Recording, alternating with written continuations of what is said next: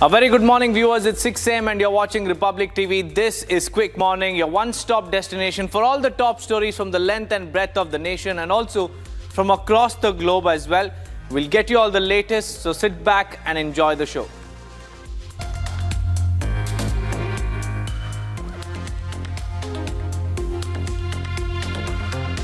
Noting that this year's Union budget paves the way for a stronger workforce and a growing economy, Prime Minister Narendra Modi said that the country's education system is going through a massive transformation, underlining that capacity building and talent nurturing are foundational for the nation's progress. PM Modi urged all stakeholders to step forward and invest more in these areas as the next phase of development requires it. Uttarakhand Chief Minister Pushkar Singh Dhami said that PM Modi's visit to the state today to perform puja at the winter seat of Maa Ganga in Mukhba will help making the state's Sheetkal Yatra famous in the country and abroad and give a boost to the state's economy.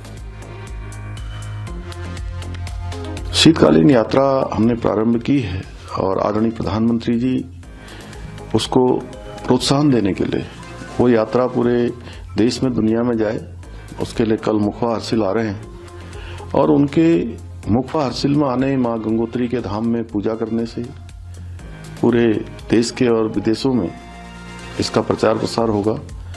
ये हमारे लिए बहुत बड़ा समृद्धि का कारण बनेगा, economy को एकदम से बूस्ट करेगा। Congress President Mallikarjun Kharge has constituted a new All India Congress Committee department to oversee the party's assets and properties across the country. Former party MP Vijay Inder Singla has been made the AICC in charge of the department with immediate effect. Shiv Sena Uddhav Thackeray faction MLA Aditya Thackeray alleged that Samajwadi Party MLA Abu Azmi is BJP's B team and said that anyone praising Aurangzeb or insulting Chhatrapati Shivaji Maharaj has no place in India or Maharashtra.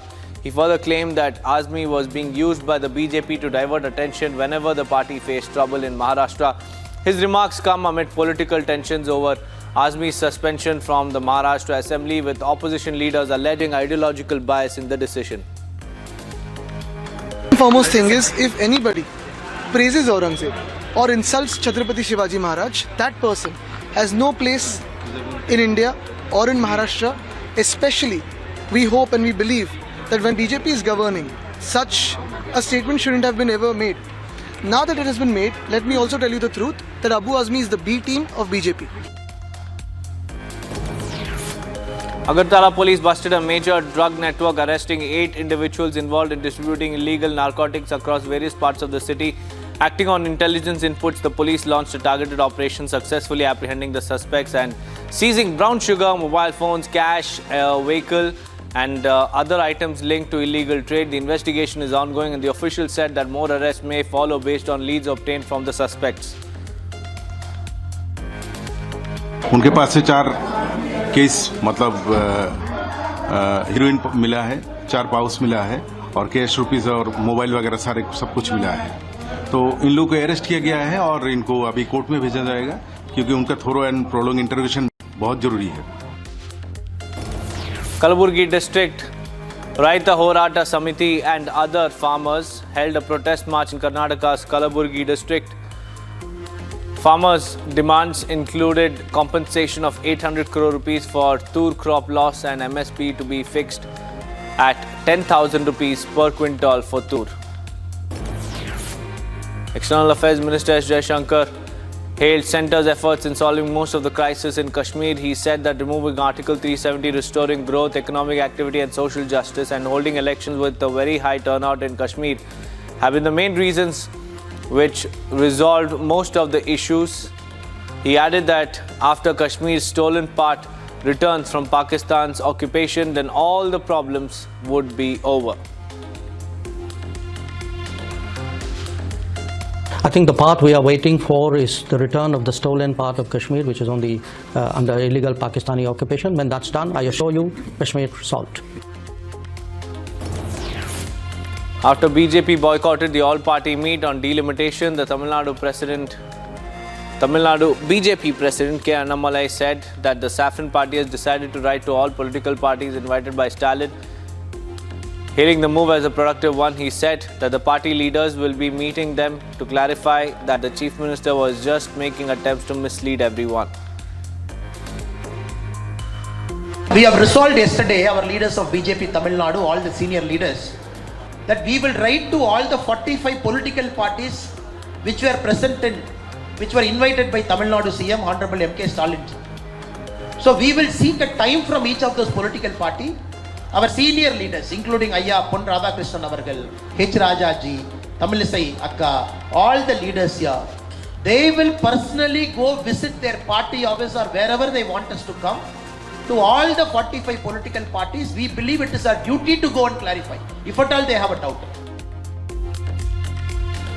Well, viewers, those were the top stories from across the nation. Now let's get you what's making the headlines in the world of business.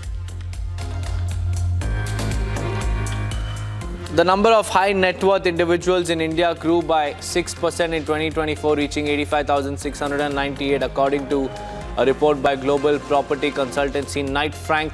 This marks a significant increase from 80,686 HNWIs in 2023. This surge reflects the country's robust economic growth, expanding investment avenues, and a flourishing luxury market, reinforcing India's role as a major contributor to global wealth.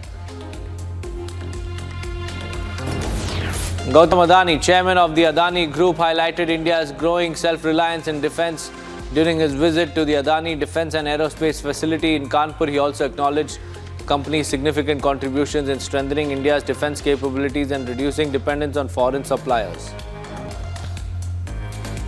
India's upcoming Navi Mumbai Airport, a $2.1 billion project by billionaire Gautam Adani, is set to open in May, with low-cost carriers leading the transition. Indigo, India's largest airline, will shift part of its operations, while Tata Group's Air India Express, SpiceJet and Akasa are also in talks to relocate fully.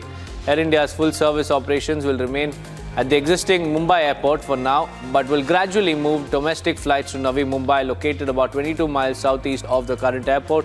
The new airport is designed to ease congestion in Mumbai and establish the city as a global transit hub similar to Dubai, London or Singapore.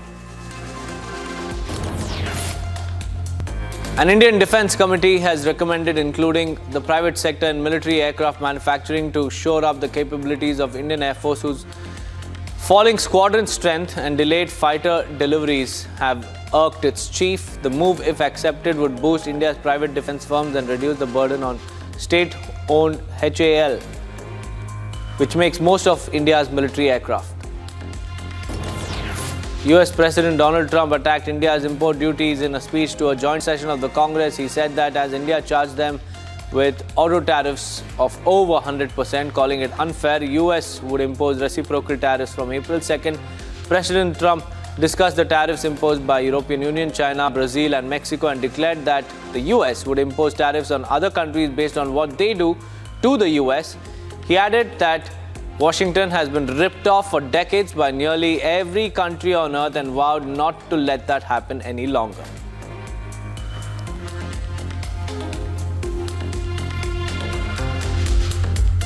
Viewers, several Democrats have slammed Donald Trump, and along with that, everybody says that the Ukraine-Russia peace deal could be nearing any time soon. We'll get you all this and much more in this wrap of international stories.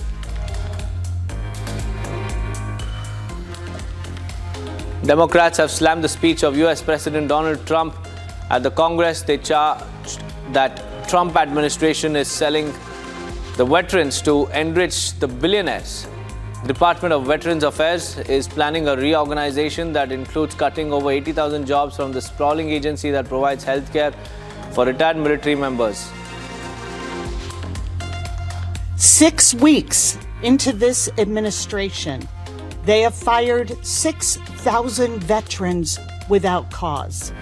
They're getting ready to fire 83,000 VA employees. They're cutting SNAP benefits that feed more than 1 million veterans. The Medicaid coverage is being cut that covers 3 million military families.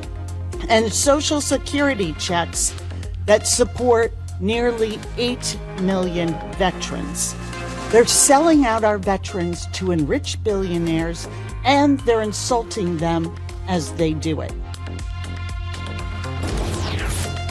Greenlanders had mixed reactions to a message from US President Donald Trump that US will acquire the territory one way or another. President Trump said this in his joint address to the Congress. On Tuesday, Greenland is an autonomous territory in the Kingdom of Denmark. Fishing, like it would increase a lot, and then we might get a lot of inflation doing so. And then he might add a lot of taxes here, which would also increase the homelessness here. So we feel like it's a bad idea, and we just more want to be like our little island, just more independent than anything else. Italy's foreign minister and Ukraine's deputy prime minister met in Milan on Wednesday ahead of the annual International Ukraine Recovery Conference that this year will be held in Rome in July.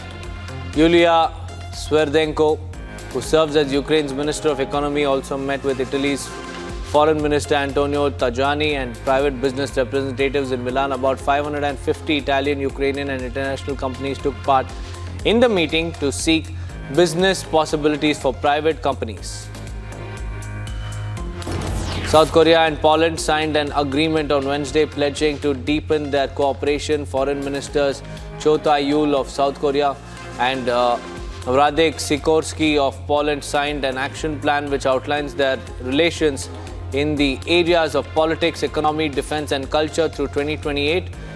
Both underline NATO's partnership with allies in the Indo-Pacific region, South Korea, Japan, Australia and New Zealand. The two nations share concerns about the situation in Ukraine and about North Korea's support for Russia in the war. We both reaffirmed that there is a need to further strengthen our cooperation for trans-regional security cooperation encompassing both Europe and the Indo-Pacific within the framework of the NATO IP4 partnership. Chile and Germany on Wednesday reaffirmed their commitment to multilateralism and defended the strengthening of relations. German President Frank-Walter Steinmeier met his Chilean counterpart Gabriel Boric in the Chilean capital Santiago. Both the leaders pledged to promote free trade and abide by international rules. The German president is on a week-long tour to South American countries of Uruguay, Paraguay and Chile. Russian President Vladimir Putin met with the newly elected president of Georgia's separatist region of Abkhazia, Badragumba, on Wednesday. He stressed the special nature of relations between Russia and Abkhazia. Abkhazia broke away from Georgia after a separatist war in the early 1990s, and Moscow recognized the independence of it and another separatist province, South Ossetia, after a brief Russia-Georgia war in 2008. The Philippine Defense Secretary said his country and his allies would take measures to counter any attempt by China to impose an air defense zone or restrict freedom of flights over the South China Sea. Defense Secretary Gilberto Teodoro said China's increasing aggression in the disputed waters was now considered the greatest threat to the national security of the Philippines. China and Philippines have overlapping claims over South China Sea. The relation between the two countries are strained over Philippines President Ferdinand Marcos Jr.'s policies to challenge Chinese aggression in the region. The Philippines will take a combination of measures, singularly and with like-minded nations, to counteract these activities of China. Naturally, we cannot discuss the specific moves, but then again, that is a very serious transgression of international law, which will demand a response. A Russian court on Wednesday convicted and sentenced a British national captured last year fighting for Ukraine in Russia's Kursk region. James Scott Anderson was found guilty of terrorism and mercenary activities during an armed conflict and sentenced to 19 years in prison. According to media reports, at the time of his capture in November 2024, the 22-year-old said he had served as a signalman in the British Army for 4 years and then joined the International Legion of Ukraine, formed shortly after the start of Russia's military operation in Ukraine.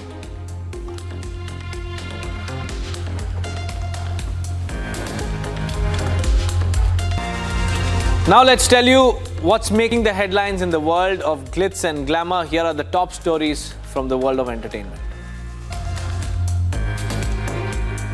Hundreds of thousands of visitors converge on New Orleans every year to celebrate Mardi Gras with parades and partying, leaving behind an avalanche of waste. That's why local organizations have teamed up to create Recycled Dat, led by a group called Grounds Crew, which promotes waste prevention. I mean, in just 11 days of parading, we usually produce about 2.5 million pounds of waste for Mardi Gras. It's almost like an unfathomable number, and it feels like an uphill battle. But again, like I said, the team is noticing a difference, like year over year. People are starting to kind of wake up to the issue, I think. Chris Pratt shares his view on artificial intelligence. Bollywood actors Chris Pratt and Millie Bobby Brown work together to bring harmony between robots and humans in their upcoming movie, The Electric State. The Netflix film premieres March 14th and follows an orphan teenager named Michelle, who joins a drifter named Keats and his robot to search for her younger brother. The film, based on the novel by Simon Stalenhag, is set in a dystopian American in the aftermath of a war between humans and robots.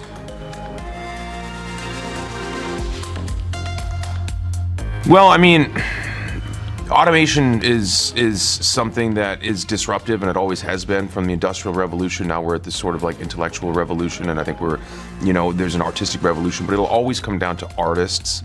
There's a certain level of craftsmanship that I don't think can be replaced by AI. Wicked director John M. Chu had once snuck in the Oscar party when he was in school. The director made this confession at the Oscar party in Los Angeles. Director John Chu said Wicked was the hardest job he had ever done, but he liked doing it. This is just, I've watched every Academy Awards that's ever been. I had parties at my house for Academy. So to actually be on the carpet, I snuck in once when I was at school. So the fact that I actually can be here legally is a great feeling. And to celebrate Wicked, which is the hardest job I've ever done, but with the most beautiful people, has been a dream. Stella McCartney's star-studded fall show was a bold statement on power, sensuality and self-possession.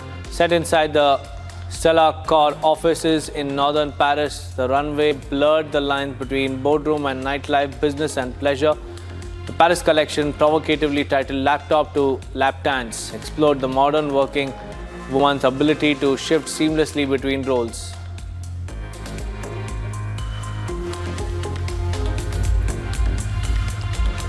Well, viewers, that's all we could pack for you in this edition of Quick Morning. But stay tuned to Republic TV for all the latest and breaking news updates.